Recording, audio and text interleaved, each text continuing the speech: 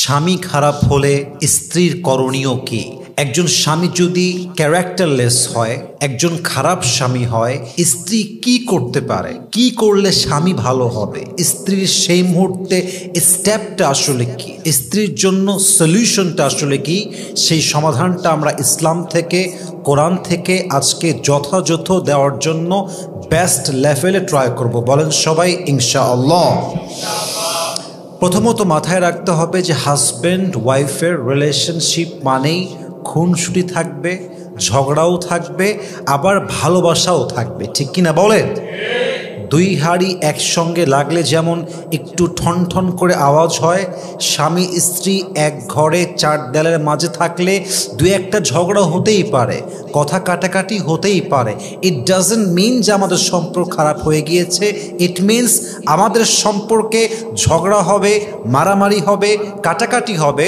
তবে মাথায় রাখতে হবে স্বামী স্ত্রীর সম্পর্কের ভালোবাসাই হচ্ছে আসল বিষয়। ঠিক কিনা বলেন?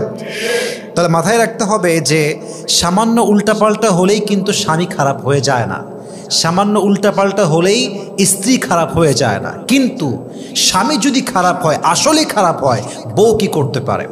আমি প্রথমত খারাপ স্বামীর ডেফিনেশন বোঝাবার জন্য জাস্ট তিনটা ডেফিনেশন দেব। বলেন সবাই কয়টা?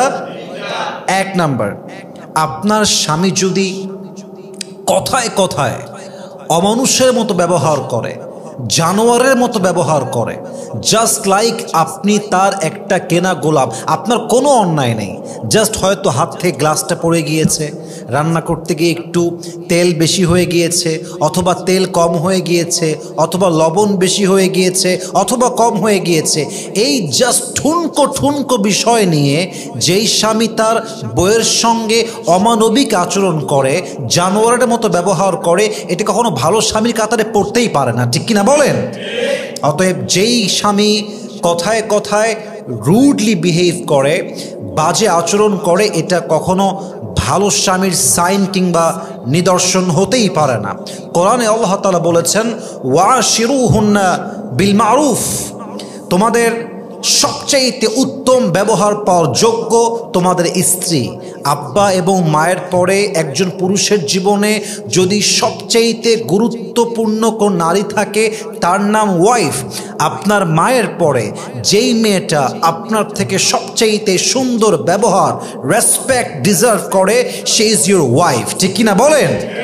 আপনার বউ আপনার থেকে সবচেয়ে সুন্দর ব্যবহার পাওয়ার যোগ্য যদি সে চরিত্রবান হয়, সতীসাধী নারী হয়। ঠিক কিনা বলেন?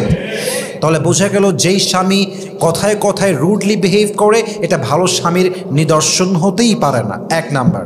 দুই নাম্বার, যদি আপনার স্বামী কেয়ারলেস হয়, ইররেসপন্সিবল হয়, অর্থাৎ তার মাঝে কোনো দায়িত্ববোধ নেই, বিয়ে করে রেখে দিয়েছে, কি লাগবে, কাপড় লাগবে না খাবার লাগবে, বাসস্থান নিশ্চিত করছে না, সন্তান হয়ে গিয়েছে, সন্তানকেও খেয়াল করতে চায় না।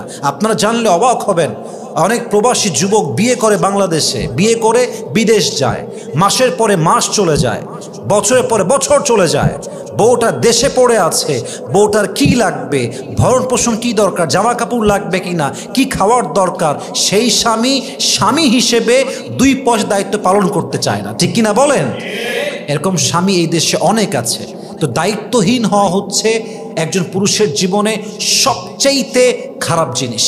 এবং যেই স্বামী দায়িত্বহীন হয়, এটাকে আমি স্বামী বলতেই প্রস্তুত না। স্বামী মানেই হচ্ছে দায়িত্ববান, স্বামী মানেই যত্নশীল, স্বামী মানেই যে সম্মান দেয়, স্বামী মানেই যে যত্ন করে আগলায় রাখতে পারে। ঠিক কিনা বলেন?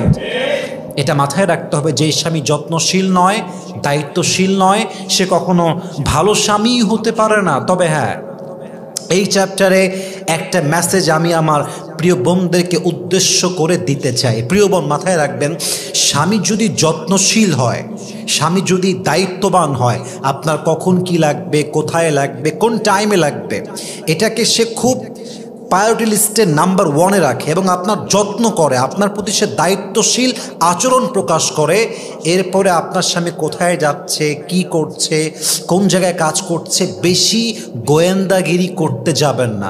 আপনার স্বামী আপনার সঙ্গে ঠিক মানে পুরো জগৎটাই ঠিক। ঠিক কিনা বলেন? অনেক স্বামী যত্নশীল দায়িত্বশীল হওয়ার পরেও যখন দেখে যে বউটা গোয়েন্দাগিরি করে, বেশি প্রশ্ন করে, বেশি জ্বালাতন করে, তখন একজন দায়িত্বশীল স্বামীও তার বউকে অবহেলা করতে শুরু করে। ঠিক কিনা বলেন যুবক ভাইয়েরা? অতএব দায়িত্বশীল পুরুষ পাওয়া একজন নারীর জীবনের সবচেয়ে বড় ব্লেসিং, সবচেয়ে বড় একটা গিফট। যেই নারী একজন দায়িত্বশীল পুরুষ পেয়েছে, সেই দুনিয়ার বুকে একটা জান্নাত খুঁজে পেয়েছে। ঠিক কিনা? দায়িত্বহীন হওয়া যাবে না। দায়িত্বহীন হওয়া একজন স্বামীর জন্য সবচেয়ে খারাপ নিদর্শন। 3 নাম্বার, আপনার স্বামী যদি পরকীয়ায় আসক্ত হয়, এর চাইতে বাজে গুণ আর হতে পারে না। এটা সবচেয়ে বড় বদগুণ। একজন নারী সব সহ্য করতে পারে, কিন্তু যখন সে দেখতে পায় যে আমার স্বামী আমাকে রেখে পরকীয়া করছে, আমার স্বামী আমার প্রতি আসক্ত না হয়ে পরনারীতে আসক্ত হয়ে গিয়েছে, একজন স্বামী সব সহ্য করলেও, একজন বউ সব সহ্য করলেও এই কষ্ট সহ্য করতে পারে না। ঠিক কিনা বলেন যুবক ভাইরা? তো আপনার স্বামী যদি পরকীয়া আসক্ত হয়, তাহলে বুঝতে হবে যে আপনার স্বামী আসলে ক্যারেক্টারলেস একজন মানুষ, তার চরিত্র আহামরি ভালো নয়। এখন সলিউশন কি? একজন নারী কি করবে? স্বামী খারাপ, চরিত্রহীন, কেয়ারলেস, পরকীয়ায় আসক্ত। What can I do? What is the step that I should take for myself and also for my husband? আমি কি করতে পারি?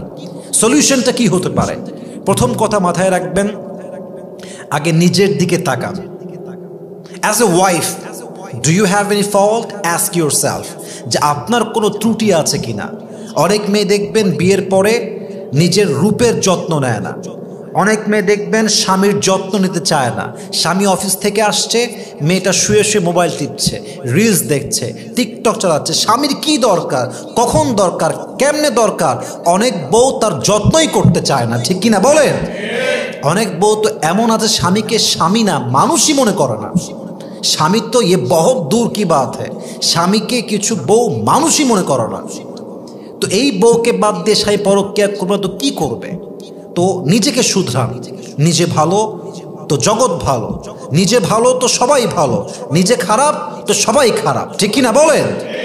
নিজেকে শুধরাইতে হবে, নিজের যত্ন নেওয়া লাগবে, যত্নশীল হতে হবে, স্বামীর জন্য কেয়ারিং হতে হবে। 1 নাম্বার কথা। 2 নাম্বার, যদি যত্ন করার পরে, অনেস্ট থাকার পরে, লয়াল থাকার পরে, after giving your best, after giving your best effort, সব দিয়ে দিয়েছেন, তাও হচ্ছে না, তখন মাথায় রাখবেন, মুরব্বি দিয়ে বোঝাবেন, আলেম দিয়ে বোঝাবেন, স্কলার দিয়ে, এলাকার ইমাম দিয়ে, খতিব দিয়ে, কোনো মাধ্যম দিয়ে হলেও স্বামী যার কথা শোনে তাকে দিয়ে বোঝাবেন, নরম ভাষায়, নরমভাবে, টেকনিক্যালি।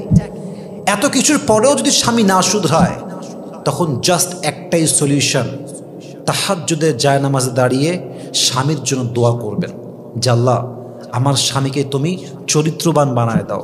আল্লাহ, আমার স্বামীকে আমার চোখের জন্য শান্তির কারণ বানায় দাও।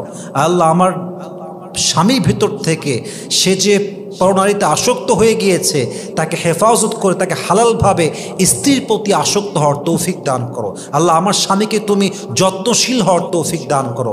আল্লাহ, আমার স্বামীকে তুমি দায়িত্বশীল হওয়ার তৌফিক দান করো। যদি আপনি দোয়া করতে থাকেন এবং দোয়া করে যেতেই থাকেন, হতে পারে আপনার দোয়া একদিন কবুল করবে একজন। বলেন সবাই, তিনি কে?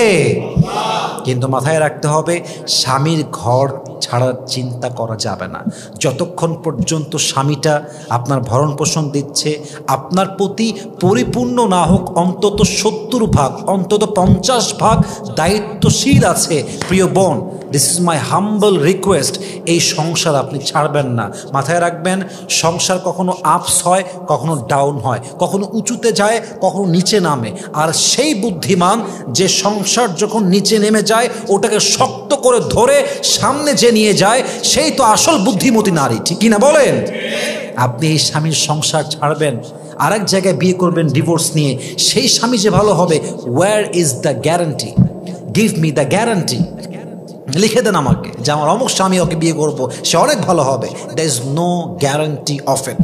অতএব যেখানে আছেন, যদি কিছু ভালো দিক থাকে এই সম্পর্কের, প্লিজ ওগুলোকে নিয়ে বাঁচেন, ওটাকে আরও ডেভেলপ করা ট্রাই করেন, স্বামীকে যত্ন নেওয়া ট্রাই করেন। আমার মনে হয় একজন স্ত্রী যদি অনেস্ট হয়, লয়াল হয়, যত্নশীল হয়, স্বামীর জন্য নিবেদিত প্রাণ হয়, একজন প্রকৃত পক্ষের পুরুষ কখনো সেই স্ত্রীর হাত ছাড়তেই পারে না। ঠিক কিনা বলে? আর যেই স্বামী এত কিছুর পরেও হাত ছেড়ে দেয়, বুঝতে হবে এটা কোনো মানুষের বাচ্চা নয়, এটা একটা অমানুষ, এটা একটা জানোয়ার। ঠিক কিনা বলেন? আল্লাহ প্রত্যেকটা মেয়েকে যে স্টেপগুলো বললাম, নিজেকে শুধরাবেন, অন্যকে দিয়ে বোঝাবেন, মুরব্বি দিয়ে বোঝাবেন, আলেম দিয়ে বোঝাবেন, সব কিছু করা শেষ অলওয়েজ তাহাজ্জুদ পড়ে দোয়া করতে হবে এক সত্তার কাছে। বলেন সবাই, তিনি কে? আল্লাহ প্রত্যেকটা স্বামীকে যত্নশীল স্বামী হওয়ার তৌফিক দান করুক। পড়েন সবাই আমিন। এবং যেই যুবকরা আমাকে দেখছেন, শুনছেন, ফেসবুকে দেখবেন, ইউটিউবে দেখবেন, this is the last message for every young people, for all the husband in the world. মাথায় রাখবেন, আল্লাহর কাছে সবচাইতে উত্তম বান্দা হচ্ছে সেই বান্দা যে তার বউয়ের কাছে ভালো। বউয়ের কাছে যে সেরা, সে আল্লাহর কাছে সেরা। আল্লাহর হাবিব বলেছেন, একজন পুরুষের জান্নাতে যাওয়ার জন্য বাবার সার্টিফিকেট লাগবে না, মায়ের সার্টিফিকেট লাগবে না, বোনের সার্টিফিকেট লাগবে না। একজন পুরুষ জান্নাতে যেতে চাইলে তার বউয়ের থেকে প্রথমে সার্টিফিকেট নিয়ে আসতে হবে। ঠিক কিনা বলেন? বউ ভালো তো সব ভালো, সংসার ঠিক তো পুরুষের জীবনে সব ঠিক, সংসার শেষ তো পুরুষের জীবনের ক্যারিয়ারটাই তো শেষ হয়ে যায়। ঠিক কিনা বলেন? আল্লাহ প্রত্যেকটা স্বামীকে কথাগুলো মানা বোঝা এবং আমল করার তৌফিক দান করুক। পড়েন সবাই আমিন।